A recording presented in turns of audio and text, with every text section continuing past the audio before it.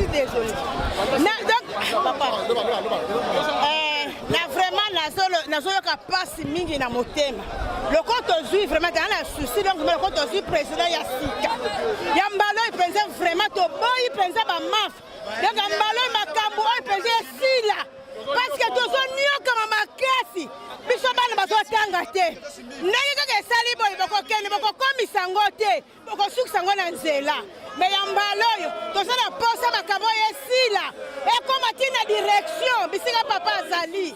Parce que baindie bazonyoka biso, balibane bazonyoka biso. Balibane balobaki boye. Ndenge eza ndenge wana ata bosali nyonso. Donc bakokoka bango te. Bino bosana eloko moko te bango batosana se dikolo na bango. Ndenge bayebisaka biso. Balobaki baniata biso, baniata Congo na se dikolo na bango. De jamais bango atete bosali nyonso. Jamais salaire total bilina kasi. Saki salaire wana ekomata bino. Biloko bazolobelaka biso. Papa transport tozonyoka. Tozo souffrir. Ti wapi vraiment toko souffrir ti wapi toko nyokama. Tokomi wapi tozokende wapi. Papa nanga tuka fuko na biso solution. Papa tomoni papa. Asali mesale papa. Engagez biso. Papa, engagez biso papa. Engagez biso. Oyo kanga. Nazalaki musika na makambo mususu nazalaki kosala. Tangu na yoki ke bozali kolukanga en tant que mwana musala na bino na kati na lobi patron azolukanga boyete.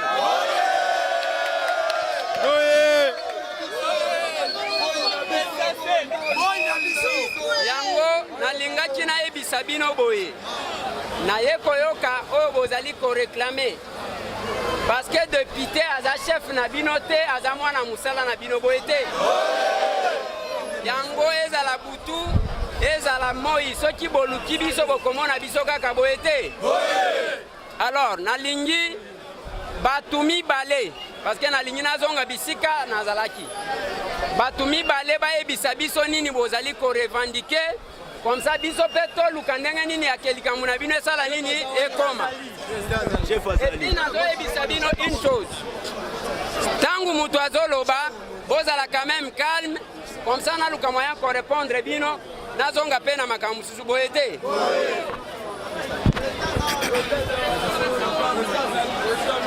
Merci mingi. Eloko totelemi libanda ezali boye. Tozana eloko to benga na secteur na biso ya commerce sous-traitance. Bango bazozwa mikanda, l'État azopesa bango mikanda ya placement.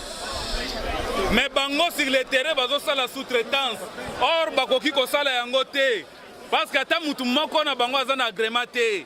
Placement ezali aux travailleurs au cheye na magasin et sili okei. Et patron da ko engagé yé. Mais ça fait 12 ans. Oyo toza ko continuer ko souffrir. Et na miso ya bakonzi. Tozi mukanda tokomi. Tosali cahier de charges tokomeli chef de l'État. Toyebisi ye ndenge nini toza konyokoma illégalement. Topesi pe mukanda que les 11 lelo tokobima libanda soki solution ezwami te. Po toza na mikanda nyonso awa. Oyo baboma sous-traitance, oyo tobenga sous-traitance placement. Baboma yango. Mais sur le terrain ezo salama. Na misu pe ya bakonzi bazolobelo côté. Deuxième problème, toza na problème ya SMIG. SMIG, babimisaki yango na 3 paliers. Premier palier, il fallait foutre en 2018 janvier. Bafouti yango te. Deuxième palier, il fallait foutre en juillet 2018. Bafouti yango te. Troisième palier, na janvier 2019. Baboy ko fouta yango. Troisième problème ya maman ya ONEM.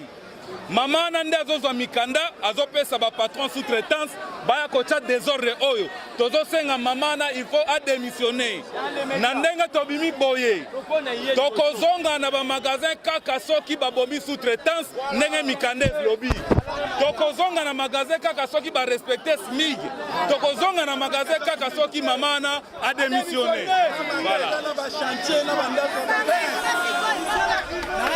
na problème ya horaire ya travail bazolongola biso musala po dimanche moto aye te balongole musala po ayaki dimanche te donc na horaire ya travail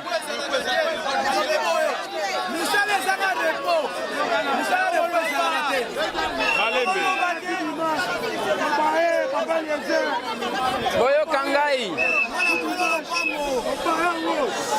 ngai nalobi boye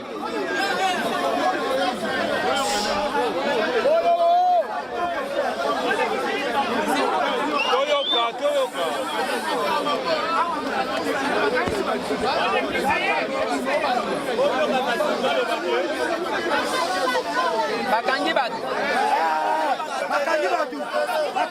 bakangi bato wapi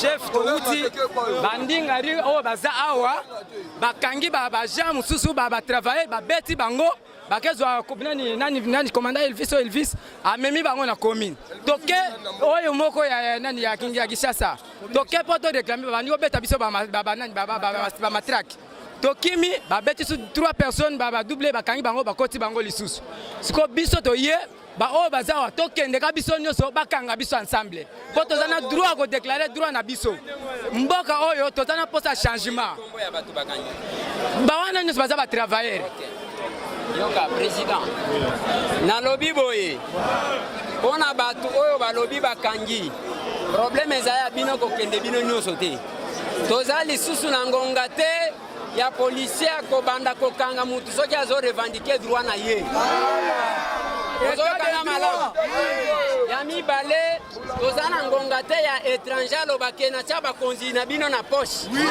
oyokinga malamu toza na ngonga te ya mutu atelema wana amatelaka bakongole na mitu na mboka na bango bozokanga malamu problème ya sous-traitance bozolobela nga na bandaki koloba ngo liboso na bino nalobaki boye ekozala normal te oye olobi oza investisseur se koza na mbongo yo ozwi magasin na yo tie wana ozwi ndeko na yo wana atie eloko moko na kikuku osalele pase yako makalokola mutu azali koengage soki mutu azwi likama o biso te mutu tozwa yo na mosala tokotelemela dossier wana ti ekosuka et j'ai aimé bozela nanu j'ai aimé la détermination boza nango ya ke soki babomi yango te bokosala te eza droit na bino parce que konyokwama eleki okomona mopaya ye atelemaka asalaka mosala te congolais amemaka bakarton bafutaka ye $50 $30 $100 ekozala ndenge wana lisusu te parce que soki otali bandeko na bango bafutaka bango ba 2000 soki bandenge nini tokotelemela likambo wana ntina suka soki mutu aza na mbongo te akanga bisaka na ye tozoyokana malamu parce que soki oza travailleur engagé ezala obeli bango nde bakozwa yo en charge ezala oza na likambu bango nde bakozwa yo en charge mpona bandeko balobi bakangi bango na komina Kisasa na kokende kobimisa bango epi ekoumela te bozokanga malamu parce que ndenge tozali awa soki ezalaka liboso mbele polise aye awa si abeti gaz lacrymogène boye te alors makambo wana il faut esila chef de l'état alobaki boye alingi nde bakongole bazwa misala e musala malamu même bible elobi boye tu mangeras la sueur de ton front ce n'est pas que okokufaka nzala na mutoki na yo bozokanga malamu ndenge nini tokozala na mboka tolia te biso tolandaka bango nsima lelo bainvestisseur il faut balakisa biso bakapito yango bayaka nango awa ce n'est pas mutu aye abandi koteka kafe lobilobi akomi patron abandi kofinga bakongole tozokana malamu yango tozoloba boye on va prendre quelques documents oyo président aza nango oye boma sous-traitance tokomata nango malembe nayebi place tokobanda parce que bisika ngo bakanisaki ke tokomaka te sikoyo tokomi bozoyoka bisika oyo bazalaki komona ke mitindo eutaka likolo wana mpe biso tokomaka bozokanga malamu mutu akosa bino te parce que place bakoyebisa bino ke mitindo euti boyebisi ngai nga nakokende koverifie soki mitindo wana eutaki kuna me nazondima te ke mutu oyo bazoyembelaka bino bozoyebisaka ye mikolo nyonso ke kobosana te eza boye te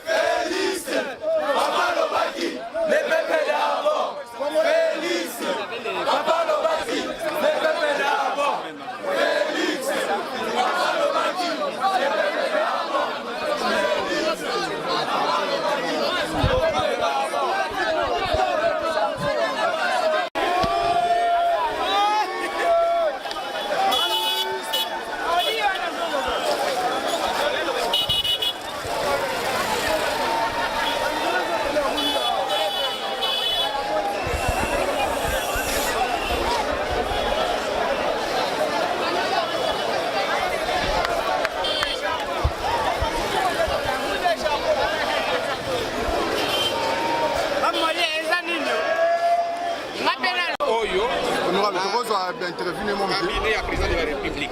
Les mots on a accusé réception. Nicolas Makambo Tolo Bela. Oui, et donc on a solo par exemple. Vous identifiez, est-ce que dans votre mémo, on n'a pas cité nos mémoires? Non, il faut citer. Parce que le document on sera exactement encore sur la président. Le document est selon la photocopie.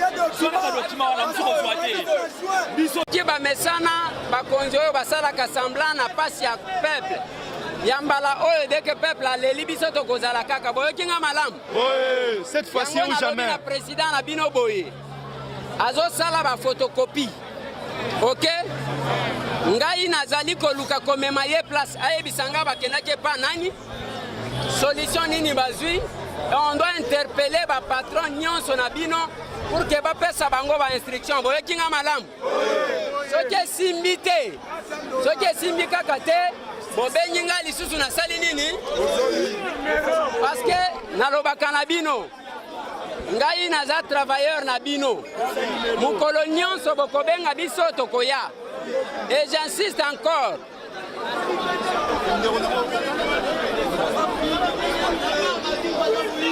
Nazoka te. Vous déclarez Balongoli. Vous déclarez na science ba monde longo balongo.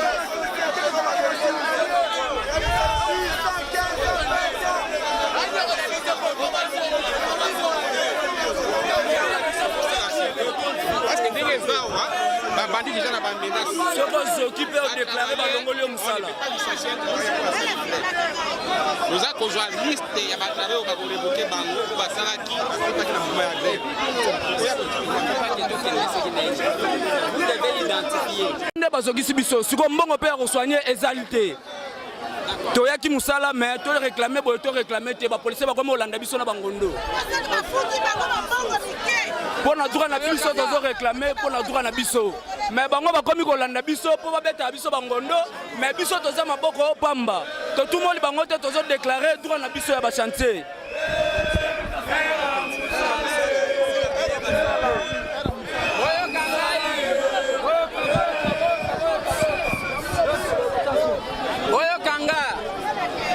Yango na lobi boye. Eza na problème ya era musala. Eza na problème ya SMIG. Repas 12e balongola. Iloko wana il faut bozomona bamagasin ebele efungwami te bafungolaka 10h po tozokende vers 11h jusqu'à présent tozomona ata magasin moko ya baindien to balibanais bachinois nano efungwami mpena te eza mpena mpasi bandeko na biso bazali ko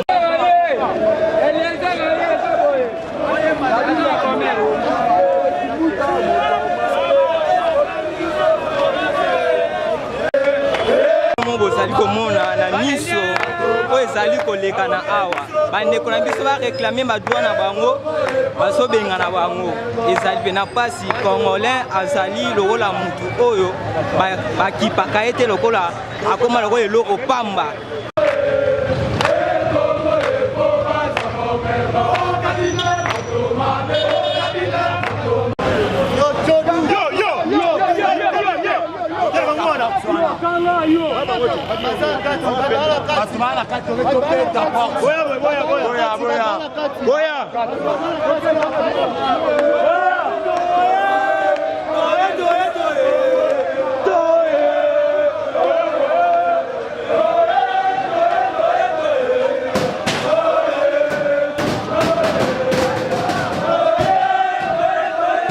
Bamisusu bangoli te me bango bazoleka esali pasi.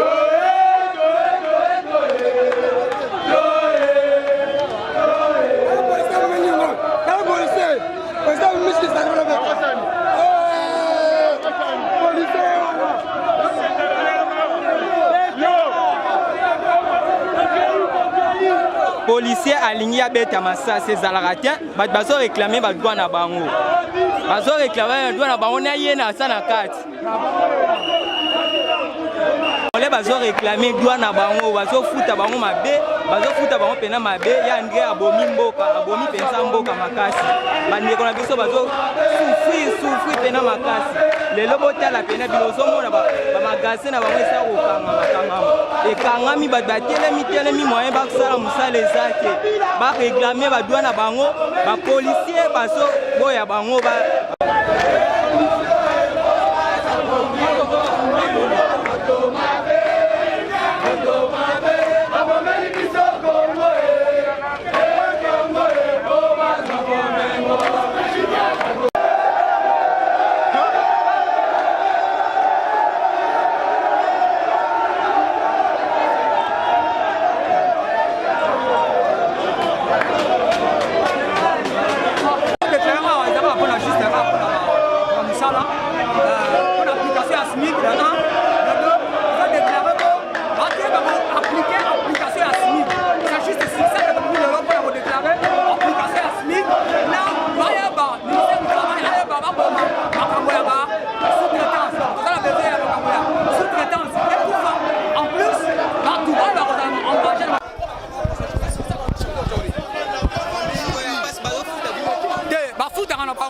ceux qui m'ont dit que va foutre à rater et ça m'a bé va foutre à bango mais problème c'est ça tous on a besoin application et accord et depuis 2008 le gouvernement passé à partir de janvier 2019 à partir de janvier 2019 on va appliquer application à SMIC donc c'est juste pour nous déclarer application à SMIC parce que patron employeur na biso bazolinga ko appliquer SMIC c'est pour cette raison que votre babi pour na senga application à SMIC pe pour na senga l'état va rejoindre R ni musala bandaka pe R ni musala kosila juste sur ça que to milelo musala e bandaka ba 8 heures mais R musala silaka e bandaka te c'est juste sur scène de to babi milelo si on est besoin na reporter repose à Maralisou Souté papa va repose Koufa repose à la Maralisou Souté c'est pourquoi bato bazo déclarer ba repos ba application à SMIC na makambo ya e bandeli ya R ya musala na makambo ya suka ya R ya musala papa les lois ont réclamé droit ni nous ont réclamé en tant que citoyen congolais naza travailleur asiatique nazo réclamer droit na ngai droit ya salaire na droit ya repos repos na biso ezaka 30 minutes ya pamba. Yo maintenant imagine-toi un Congolais de se reposer pendant 30 minutes, de travailler pendant plusieurs heures. Combien bafuta? Bazo mutu salaire, il y a $100. Aza na famille, aza na bana, aza na occupation mususu. À part famille na yemoko, na famille élargie na ye, a se retrouver ndenge. Ah bon réclamer ni. Tu dois réclamer salaire na biso ba indien. Indien alingi ko respecter biso te Indien chinois libanais alingi ko respecter congolais te Indien ya sali 2 mois au salaire ya $1000 congolais oumeli au salaire moins de $200 ceux qui va respecter SMIC te biso na bango toroyo kanate ba konte kalisusu te esa bango bien SMIC ya 7% SMIC ya 7% travailler François pas moins de 400 000. Ce qui est bien à respecter yango, puis à respecter ya misala, puis on fait ça pour le respect à côté ka. Ce qui a salé yango te, à côté ka te. Supplémentaire Mbongo na biso ezengele koma likolo ya 400 000. Sikoyo bazofuta biso mukie moins de $100. 120 000 francs. Na mwa mobimba. Toza na toya eloko te. Indi azolongola mutu ntango alingi, chinois lobe azomaltraite mutu. Bapatron bende balingi bateti. Solution ezali ministre bango nyonso bakonzi bayakokutana na biso na balabala. Bango nyonso bakonzi bakutana na biso na balabala. Eza na bende oyo bali kofuta batravailleur te lokola Pinto. C'est important si la société doit réclamer ensemble, doit réclamer comme la société, doit réclamer Moutounios. Et ça, les étrangers, tout le monde respecter Moutouté. Et ça, Moutoumokoté, et ça, Bango Nios. Doit s'engager dans le gouvernement, mais la Bango va respecter les missions SMIC. Ceux qui ont mis un salaire pas moins de 400 000, Bango va côté Katé. Yangoyo, et c'est qui va foutre à biso boye. Ndenge biso to senge to soir.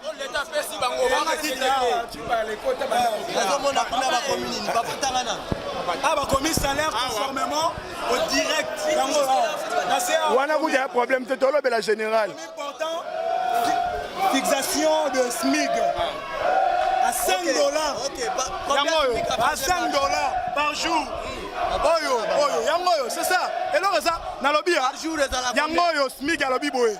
Par jour, $5 il faut journalier soit par jour. Journalier engagé. Naza journalier, naza engagé. Nalobi boy, Indien a engagé à Moutouté, Chinois a engagé à Moutouté. Na bandi ko sala na ba Chinois, yango 2 ans. To ça na bango. Ozinga otenga gérant un magasin na yo na valeur moroté. Na soka mbongo, okoki même pas ko permettre ngana kenda ta fuite na ndaku. Libanda, okoki même pas ko permettre nga. Na biboye. Tant il y a un magasin exacté. Après, surtout quand il y a 16h30. Dans le biboye, côté ministre de travail. Problème de bus Zaboye, va respecter temps. Il y a un magasin et puis va améliorer le salaire des travailleurs. Dans le biboye, na ciment, vie na biso sukara on a tobando sala ka bangote. Même 16h30, surtout quand il y a des activités sur tobando sala. Tobima ba 20h, ba 19h 20h au juste. Ba beso lorote, na la biboye un supplémentaire ezala raté mboko toke wapi. Tokomi wapi? Hein? Mboka oyo na biso. Fotoloba. Ngana vacciner le moko. Tolobi ebele. Problème est vert. Et là, mboka na biso. Et le gouvernement congolais est responsable. Moi, j'ai vécu en Angola. Un Angolais. Tala, papa, réalité a changement du gouvernement. Non, nous moutons à moni angoté. Non, nous moutons à moni angoté. Bon, tout le monde a que le gouvernement est changé. Tout le monde a une application, ma bien. Tout le monde a réclamé ma douane à banque. Pour le gouvernement, responsabilité, il y a un monde en athée. Ngana va en Angola, baramba bo salité. Ah okanga na Congo. Biso to kana droit hospitalité. D, to kana droit ya revivre bien le citoyen congolais. Comment salaire? Tala baninga bakangi kuna. To déclarer police kangi ba ibina wa téléphone to déclarer droit salaire na biso bakangi ba iba ba téléphone. Weza malamu na mboka na biso moko. Ayebona o sécuriser bino. Mais comme ko iba. Ayeko iba. Comme voto na ba téléphone na ba saki bazoboto na ba saki. Tosengi président ba police baza kabila ya miyibi fo balongwa ba osama ngamba te. To boy misala dimanche ya bendia ba libane ba osasa biso musala dimanche za raté. Ba musulman biso to ba chrétien. To boy makamba dimanche. Président Fatia ça suivi ma casse to boy dimanche. Babimi na lettre falsifiée ya ministre. Le ministre a méconnu ça devant votre confrère de Top Congo. Il ne reconnaît pas cette lettre. Oyo bendia bazo présenté de ba indo pakistanais. Baza na lettre moko falsifiée. Oyo balobi ba reconnaître que palier à $5 à SMIC et que juin 2019. Or ministre, vice-ministre Niaki Yango na plateau à Top Congo. Vous payez combien? Il donne maintenant, le SMIC c'est $3 qu'on a engagé. Les sous-traitants là, il faut les calculs forfaitaires selon Bangomo. Est-ce que vous avez les droits de l'hôpital et tout consort? Non. Chez les engagés, il y a l'hôpital, mais chez les sous-traitants, ils n'ont pas d'hôpital. Alors le vrai problème, c'est le respect de la lettre du Premier ministre. C'est fixé à combien? 5 $, le nouveau taux, et à SMIC. Alors ça devait continuer que Bafoutango dès janvier, et c'était depuis juin 2018. Ils ont accepté de payer janvier 2019. Ils ont payé janvier 2019. Février, il dit c'était une erreur de comptable. Il faut modifier. La lettre qui circule dit on va commencer à payer dès juin 2019. Alors c'est là où nous avions fait les démarches. Tout ce qui se passe là, ça c'est de la démagogie. La police a accusé réception. La présidence, tous les ministères de toutes les étapes conformes, ils ont accusé réception pour la lettre de la grève d'aujourd'hui. Qu'est-ce que vous allez demander au ministre du Travail? Non, au président de la République, pas au ministre. Parce que le ministre, c'est celui qui est déjà dans les affaires. L'année passée, c'est lui qui a annulé la lettre du Premier ministre. Alors le ministre là, il est déjà bafoué. Non, lui aussi, il doit être sanctionné. Non, là il est déjà bafoué. Nous allons au président de la République parce que c'est à lui la solution pour un ministre pareil. Ok, merci beaucoup. Ok, merci.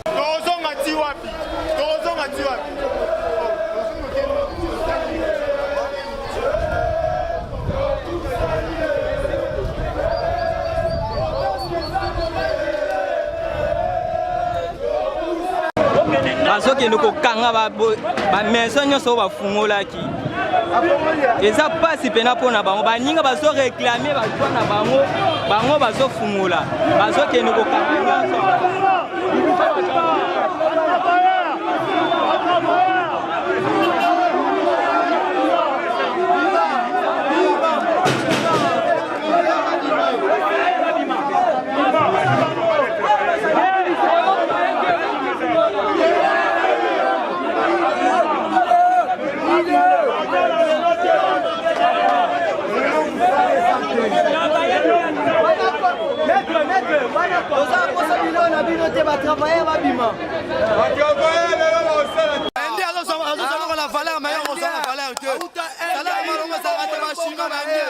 Ana Congo comme patron, ils sont à Congolais esclaves, pour bango ba poso mundele.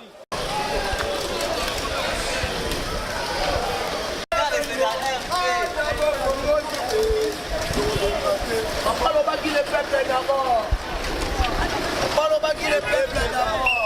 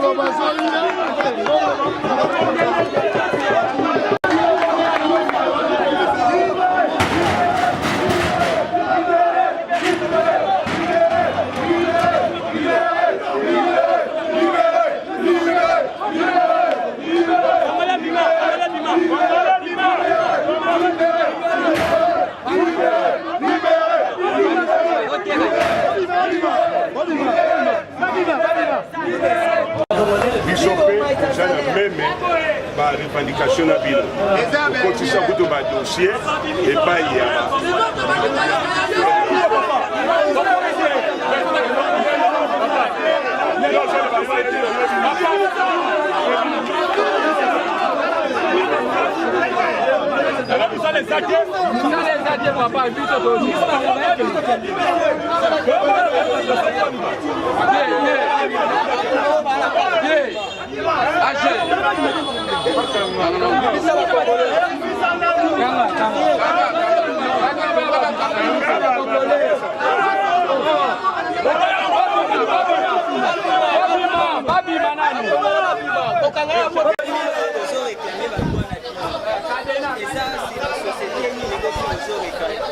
Bon, ma frère, au moni, tozali ba travailler ya bendien, ba chinois, ba libanais.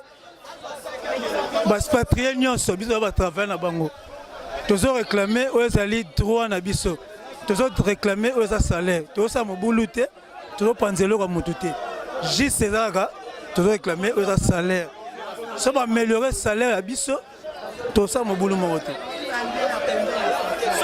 salaire eza soki omoi tomarché parce que salaire eza bien te salaire eza ya bato eza bien te mutu moya développé eza te mutu moya s'en sortir eza te so azwi salaire lelo lobi esili provision ndako ezalaka te classe ya bana bakofuta te ebele baza no chez les parents bakofuta ya bandako te mais asalaka mosala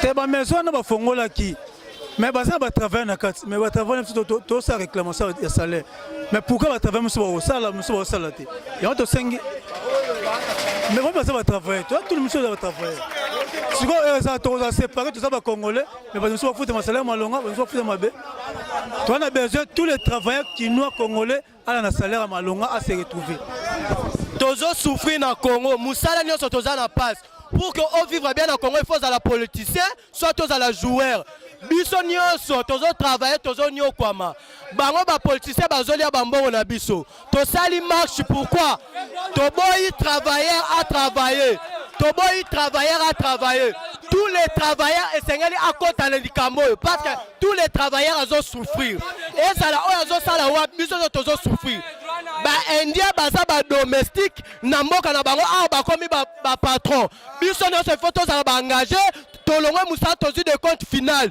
toboyi makambo ya sous-traitance toboyi makambo hôtel de ville toboyi sous-traitance hôtel de ville papa esili salaire mata Félix akobi era musala yebanaka mais era musala esilaka papa yebanaka bato comme ça et les deux salaire moko médiocre yango tozo lancer message pas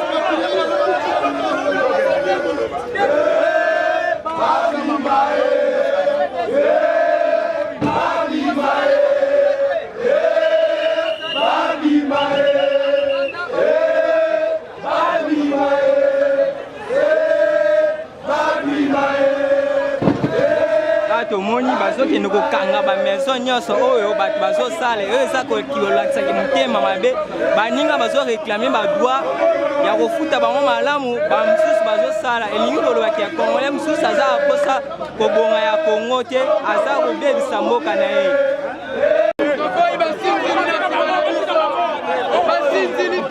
na nsima na biso basoda te toboyi basoda